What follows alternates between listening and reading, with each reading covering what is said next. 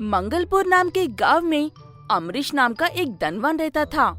अमरीश को दो जुड़वा बेटे थे, अमित और सुमित। दोनों भाई जुड़वा होने के बावजूद भी ना तो उनकी अकल एक दूसरे से मिलती थी और ना ही शक्ल मिलती थी। अमरीश की उम्र हो गई थी और उसकी तबीयत भी अक्सर खराब रहने लगती थी। उसकी मौत के बाद दोनों भाई जायदाद के लिए एक दूसरे से झगड़ा ना कर ले, ये सोचकर अमरीश दोनों भाइयों को हर चीज में समान हिस्सा देता है। पता नहीं मैं और कितने दिन जिंदा रहूंगा, इसीलिए मैंने तुम दोनों को तुम्हारे हिस्सों का सब कुछ समान हिस्सों में दे दिया है। लेकिन मैं ये चाहता हूँ कि जब तक मैं जिंदा रहूंगा तब तक तुम दोनों भाई साथ मिलकर इस घर में ही मेरे साथ रहो। दोनों भाई बिना सवाल किए अपने पिता के साथ रहने के लिए मान जाते हैं। अमित दिखने में भोला था, लेकिन वो बहुत चालाक और लालची था। सुमित भी होशियार था, लेकिन बहुत अच्छा इंसान था। ये कैसे कागजात हैं अमित? किसी की जमीन के लगते हैं। हाँ सुमित, जमीन के ही कागजात है। पिताजी ने जो पैसे दिए थे उन पैसों के बदले में लोगों के जमीन के कागजात ले रहा हूँ। वक्त पर पैसे नहीं लौटाए तो थोड़े से पैसों के बदले ढेर सारी मिलेंगे। ये तो बहुत गलत बात है भाई। उन पैसों से तो कोई बिजनेस भी तो कर सकते हो ना। ऐसे लोगों की जरूरत का फायदा उठाने की क्या जरूरत थी? तुम लगाओ अपने पैसों से जो बिजनेस लगाना है। मुझे मत सिखाओ कि क्या करना चाहिए और क्या नहीं करना चाहिए। ये कहते हुए अमित वहाँ से चला जाता है। सुमित अपने पैसों से एक होटल खोलता है।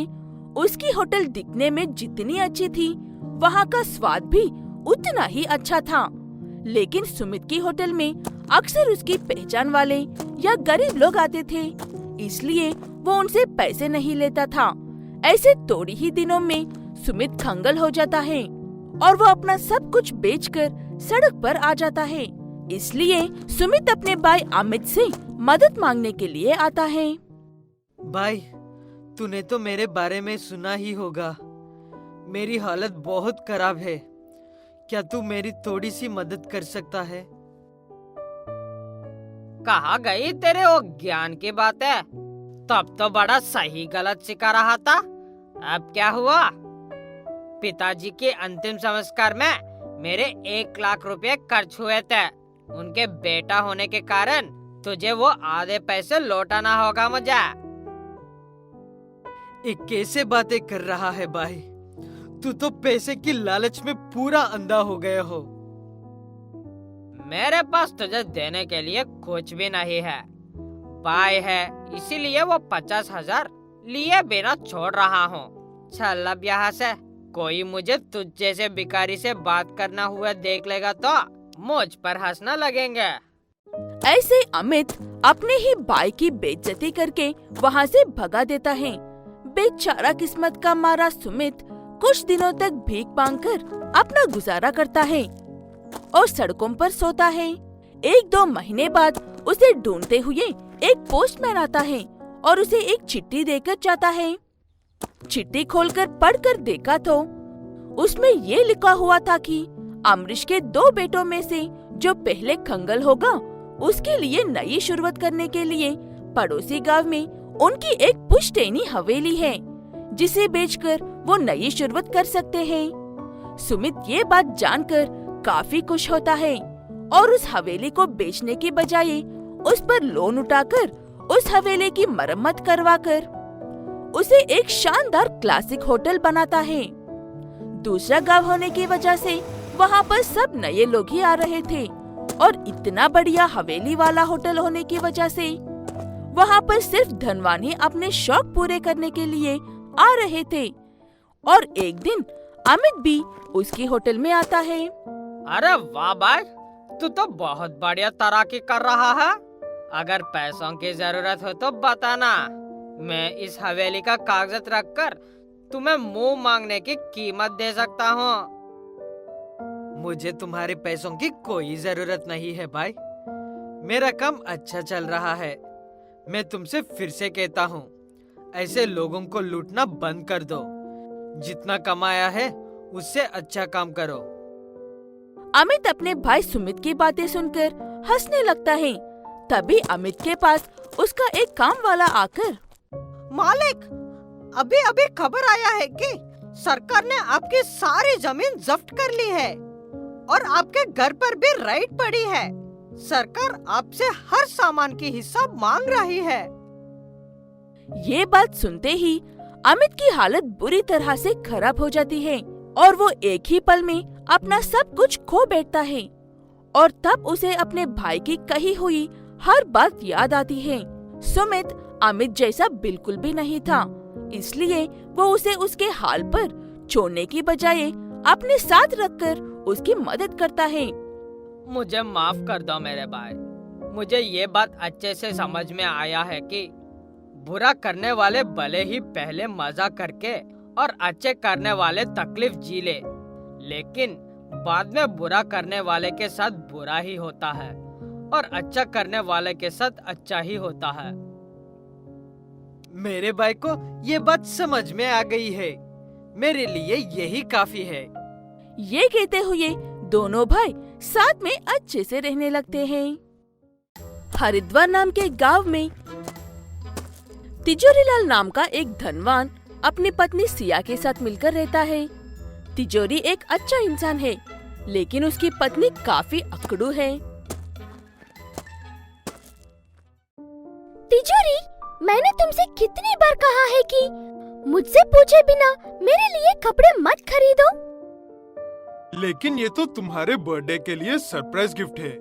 अगर मैं बता कर लाता तो इसमें सरप्राइज ही नहीं रहेगा। फिर भी मैं सिर्फ डिजाइनर के कपड़े ही पहनती हूँ। ये कहते हुए तिजोरीलाल की पत्नी उस ड्रेस को वहीं छोड़कर चली जाती है। उसी गांव में और उनके घर से थोड़ी ही दूर पर विवेक नाम का एक साधारण व्यक्ति अपनी पत्नी श्रद्धा के साथ रहता था। श्रद्धा, ये देखो मैं तुम्हारे लिए क्या लेकर आया हूँ। वहाँ पर इससे भी अच्छे हैं, लेकिन मेरे पास सिर्फ 2000 रुपए थे। अरे वाह, ये तो काफी सुंदर है। मुझे फर्क नहीं पड़ता कि ये कितने की है।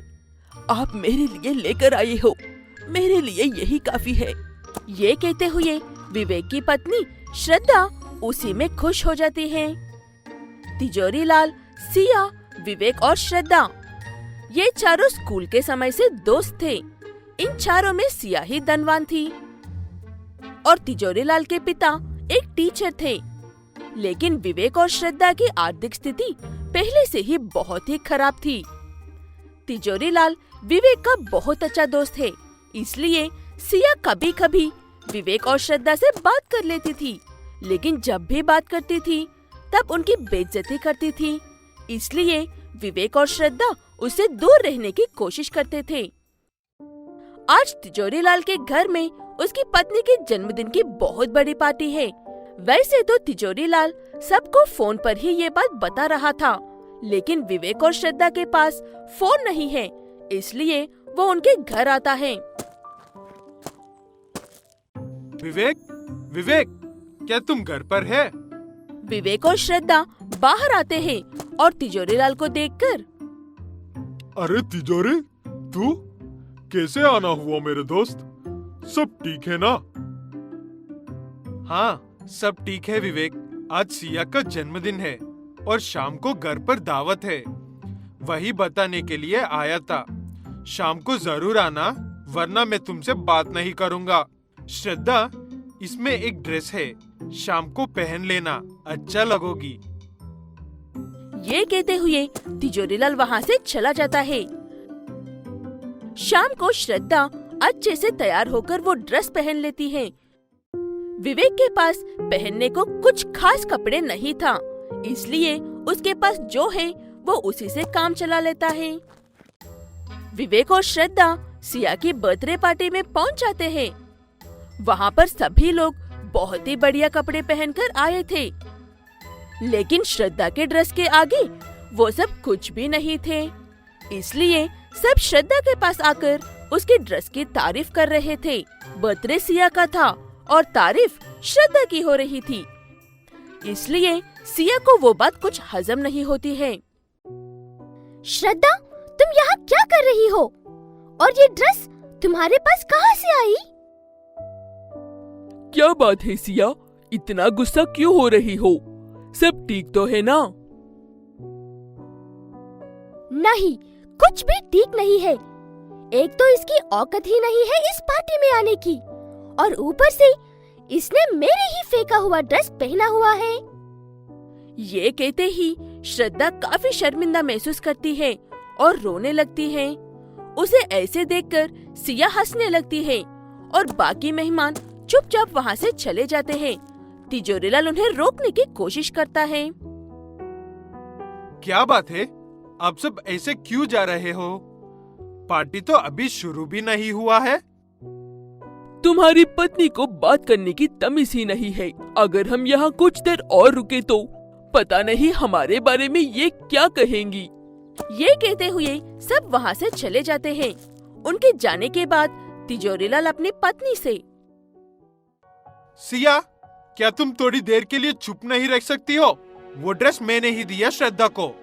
जिस चीज की तुम्हें कादिर ही नहीं है, वो चीज किसी और के पास चली गई तो उसमें दिक्कत है क्या? तुम्हें सर पर पैसों का घमंड चढ़ गया है, इसीलिए तुम्हें कुछ नहीं नजर आ रहा है। ये इतनी भी बड़ी बात नहीं है तिजोरी, रहने दो, अब हम चलते हैं। ऐसे कैसे रहने दूं श्रद्धा? इसे पता चलना चाहिए कि जब मैं अपना सब कुछ खो दिया था, तब मुझे नई शुरुआत करके सब कुछ वापस से हासिल करने में विवेक और तुमने ही मेरी मदद की थी। इसे तो इस बात का अंदाज भी नहीं है। ये बातें सुनकर सिया को बहुत बड़ा झटका लगता है और उसे इतनी शर्मिंदा महसूस होती है कि सिया श्रद्धा के हाथ पकड़कर रोते हुए उसे माफी मांगती है। श्रद्धा और विवेक उसे माफ कर देते हैं और सिया श्रद्धा और विवेक की आर्थिक स्थिति पहले जैसे होने में उनकी मदद करती है। उसके बाद सब अच्छे से रहने लगते हैं।